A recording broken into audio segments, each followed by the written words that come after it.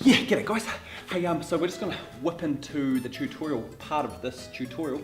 Looking at the level here, it's a beautiful piece of machined equipment. It's been calibrated specifically and very precisely. This particular one is the Stabila brand. It is made up of an aluminium core. We've got the bubbles here in the middle. We've got the bubble here. This is indicating the horizontality of the surface beneath it. So that will give me a reading and it will tell me whether it needs to go up or whether it needs to go down or whether it is perfectly level. Little black rings here, that just breaks the bubble up, or the tube, sorry, up into thirds. And then if the bubble is within these two black rings, it is heading in the right direction. It's approximately level, but you want the gap between the bubble here and the black ring here to be consistent either side to give you that perfect reading of level. And that's what you're looking for, as do the bubbles at the end of the level. However, they are in relationship to vertical gauging. They are a sensitive instrument for good reason. They've been calibrated to a very specific point. So care must be taken, and there are ways to check as to whether the level is still level, and we will do that shortly. So we're just going to do the check for level. I mean, things swing in roundabouts, remember that. So what we do is we pop it up against the wall here, we find where level is, get the bubble dead centre. Found that, I'm going to mark the end, then I'm going to mark each end of the level. Come through here, mark, got the end. It's important to frame in where the level was so you are accurate in your reversal. So I put this on here and that was level. And then to check it for the horizontality, all I do is swing it around, match it to these points I've put in. Point A, point B. That is perfect. That's what you want. You want the bubble to be consistent, consistently centered. That's what we're looking for, and that's the critical component. Same principle for vertical. Find where vertical is, perfectly level. It's cool, happy there. Again, box it in, top and the sides. Top, sides. Awesome. Rotate. Check. Perfect. Rotate, 180.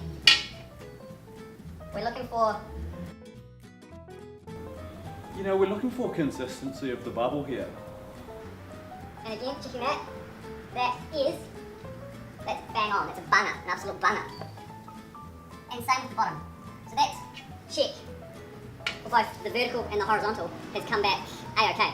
But it's a good little measure to do, and it isn't giving you a good reading, throw your level out.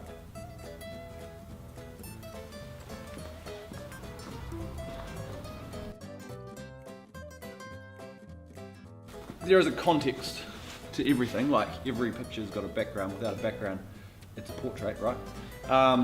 But you put the level on, ideally, the starting point and the finishing point of the material. So if I've got a wall that's, say, 2.4 high, and I'm only using this level here that's 1.2, I'm only going to be able to get a reading for part of the wall.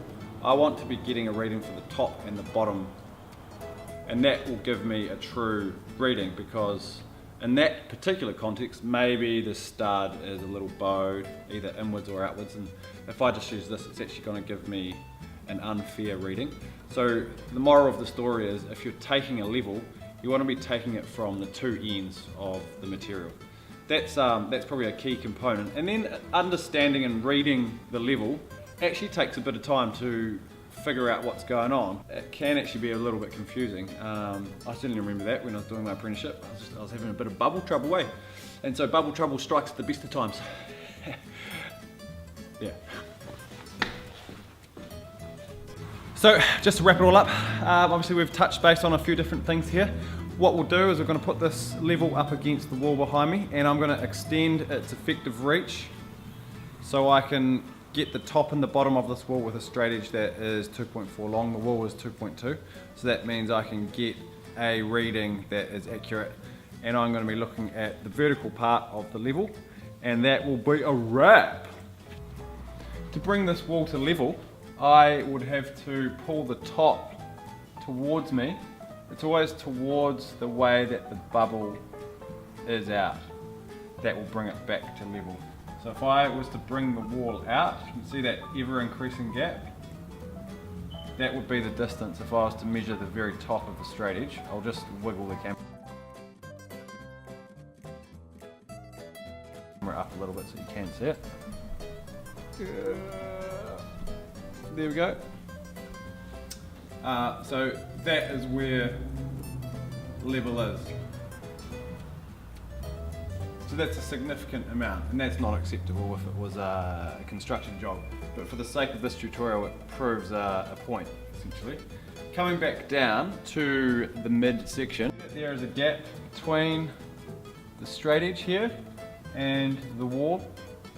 And this is what we were talking about. If I was to have just put my level up against the wall, and it's relatively flat, it's not going to give me that accurate reading had I put my straight edge at the top and the bottom points.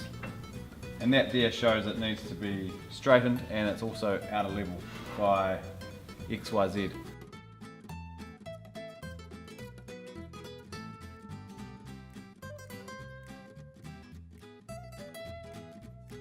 Hey guys, so yeah, it's a bit of a wrap there. Thanks for watching, it's much appreciated. If you do have a moment to give the old a bit of a subscribes here. So yeah, that's about it. If you're going to take anything, take care of course, and at the end of the day it's always tomorrow, so always looking on the bright side of life there. Take it easy. Fun fact, when you put a spirit level on a wall with a clock on it, seconds hands, minute hands, and you find that it's out, it's often referred to as not even out.